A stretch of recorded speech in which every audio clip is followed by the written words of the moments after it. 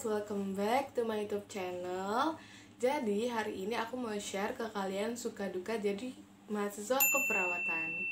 Nah, aku mau share nih ke kalian tentang suka dukanya jadi mahasiswa keperawatan.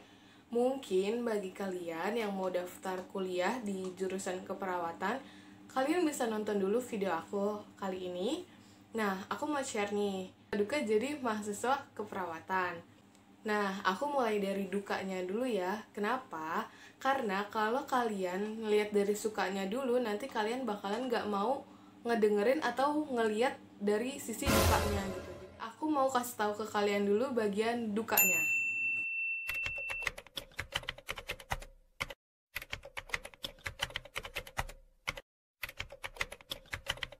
Menurut aku sih ini relatif ya, karena kalau aku pribadi, aku ini nggak dibilang tugas seabrek juga enggak, dibilang santai aja juga enggak gitu. Jadi ada beberapa dosen yang ngasih tugasnya mungkin bebarengan, jadinya banyak tugasnya. Ada juga yang selang-seling gitu, jadi kita nggak terlalu berat untuk tugasnya.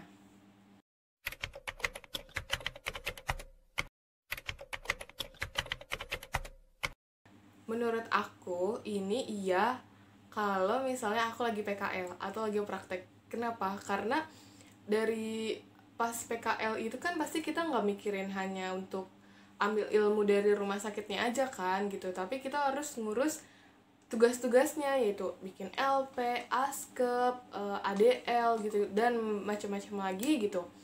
Nah, jadi menurut aku tidur seadanya itu ya pas lagi PKL gitu. Kalau misalnya lagi kuliah biasa, itu sih biasa aja. Jam tidurnya ya kayak jam-jam biasa gitu, 8 jam. Tapi kalau lagi PKL atau lagi praktek, ya bisa tidur seadanya gitu.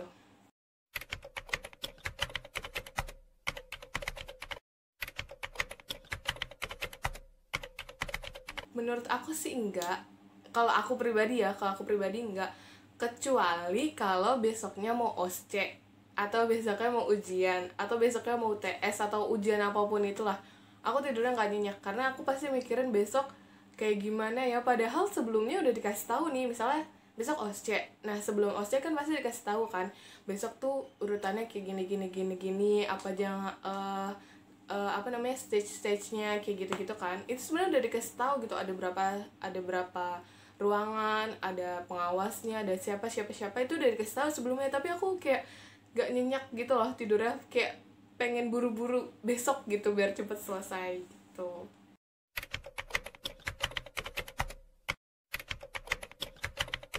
Kalau menurut aku, selama aku PKL ya, selama aku praktek, itu nggak ada senior yang galaknya dalam arti kayak nggak suka sama kita gitu ya. Itu aku sih nggak gitu. Alhamdulillahnya selama aku PKL itu nggak ada yang galak. Mungkin kalau misalnya emang kita salah, kita nggak tahu salah, jadi kayak kita ngelihatnya dia itu galak, padahal dia itu berusaha untuk kasih tahu kita yang baiknya itu kayak gimana gitu. Kalau yang emang bener-bener galak karena nggak suka sama kita, itu sih aku alhamdulillah belum pernah nemuin gitu ya. Tapi kalau untuk galak yang biar kitanya pinter gitu, biar kitanya tahu, itu sih aku sering ketemu gitu.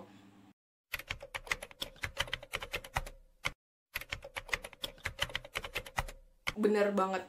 Kalau di kuliah-kuliah biasa kan kayak UTS, UAS gitu-gitu kan. Nah, kalau di keperawatan itu ada OSCE, ada UKOM. Mungkin UKOM di seluruh jurusan, semua jurusan ada ya. Tapi menurut aku UKOM-nya ini tuh yang beda dari yang lain gitu, karena kita dikasih belasan tindakan gitu, dan satu tindakan harus selesai dalam beberapa menit. Menganggapnya itu tantangan gitu, karena aku emang suka di dunia yang seperti ini gitu. Jadi aku kayak ya udah gitu ngelakuin aja apapun itu ujiannya gitu, OSCE, UKOM, dan segala ujian lainnya gitu yang ada di kuliah keperawatan. Nah, itu dia teman-teman duka dari mahasiswa keperawatan. Mungkin ada yang mau ditambahin? Tulis di kolom komentar ya. Nah, teman-teman, gimana tuh dari yang tadi aku udah sebutin beberapa duka dari mahasiswa keperawatan? Kalian yang baru lulus SMK, apakah mau lanjut ke kuliah keperawatan? Bisa dipikirkan baik-baik ya. Nah, sekarang aku mau kasih tahu sukanya nih.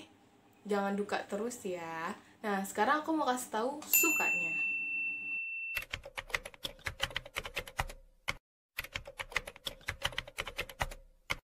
Bener banget, karena pas kalian nanti PKL atau kalian di kelas gitu belajar beberapa penyakit gitu, bahkan sampai ke inti-intinya gitu, tuh kalian bakalan merasa kayak ih alhamdulillah banget gitu, puji syukur kalian nggak ngerasakan itu gitu. Ada beberapa orang yang nanti di rumah sakit bakalan kita ketemu sama pasien itu yang ada di kelas, gimana ya bilangnya. Jadi nanti kalian bakalan ketemu sama pasien yang emang bener-bener kalian udah belajar di kelas gitu. Jadi kalian lebih merasakan nikmat syukur gitu, nikmat sehat terutama.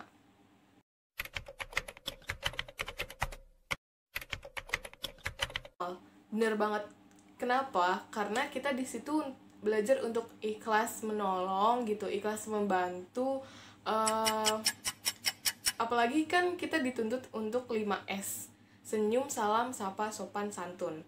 Nah, dari senyum itu kan ibadah. Senyum itu ibadah kan. Nah, itu kan ladang amal. Apalagi kita setiap ketemu pasien atau teman sejawat gitu, pasti kita senyum kan. Itu ladang amal banget. Apalagi ditambah kalau kita ikhlas membantu pasien itu untuk sembuh.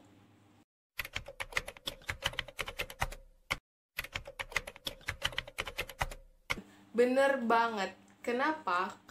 Kalau menurut aku, mulai dari kuliah itu kan ada beberapa sekolah yang memang bukan dasarnya dari kesehatan gitu. Jadi kalian bertemu banyak banget teman dari beberapa sekolah dan kalian nyampur jadi satu kelas di kuliah. Nah, itu pas ada di kelas. Nah, yang kedua, banyak teman dari PKL. Kenapa? Karena kalau kalian PKL kan gak cuma dari kampus kalian doang kan. Pasti kampus-kampus keperawatan lainnya juga ada PKL gitu. Dan kalian bisa ketemu di sana, di tempat PKL gitu. Jadi kalian nambah temen deh.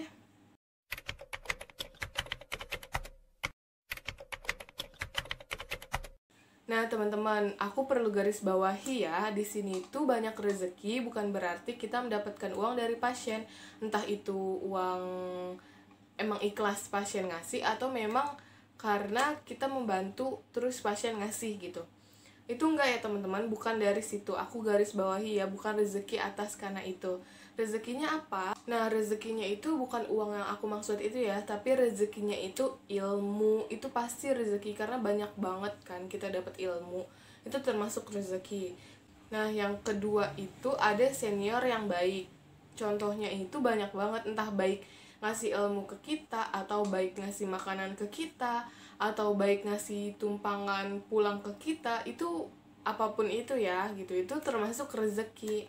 Nah, itu dia teman-teman, suka duka dari kuliah keperawatan.